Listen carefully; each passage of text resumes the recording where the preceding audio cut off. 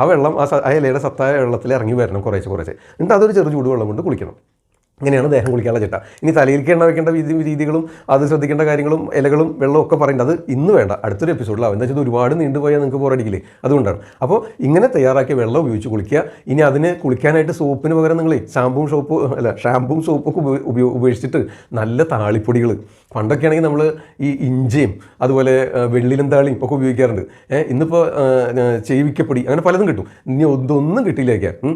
ഞാൻ രോഗികളോട് പ്രത്യേകിച്ച് ത്വക്ക് രോഗങ്ങളൊക്കെ ഉള്ളവരാണെങ്കിൽ അവരോട് മുൽഗാതി ചോർണം എന്നൊരു പ്രൊഡക്ഷൻ പറയാറുണ്ട്. അപ്പോൾ അതെങ്ങനെയാണെന്ന് വെച്ച് കഴിഞ്ഞാൽ ആവശ്യമുള്ള അളവിൽ ഒരു ചെറിയൊരു ഡവറിയിൽ എടുക്കുക, അതിലേക്ക് വെള്ളം ഒഴിച്ച് അതിങ്ങനെ നല്ല കുഴമ്പ് പേസ്റ്റ് പോലെയാക്കുക. എന്നിട്ട് അത് തേച്ച് ഉരച്ചങ്ങോട്ട് കഴിക്കാണല്ലോ, ചെളിയൊക്കെ പോകും, വൃത്തിയാവും. എന്നാൽ ഈ ഓയിലിൻ്റെ അംശം കുറേശ്ശെ അവിടെ കിടക്കും. അപ്പോൾ കുറച്ച് പേർക്ക് ഇഷ്ടമില്ല. ഈ എണ്ണ അവിടെ കളയാൻ വേണ്ടിയിട്ട് ഈ സോപ്പിട്ട് ഉരച്ച് കഴിക്കളണേ, അതവിടെ കിടന്നാലല്ലേ അതിൻ്റെ ഗുണം ശരീരത്തിലേക്ക് കിട്ടുള്ളൂ.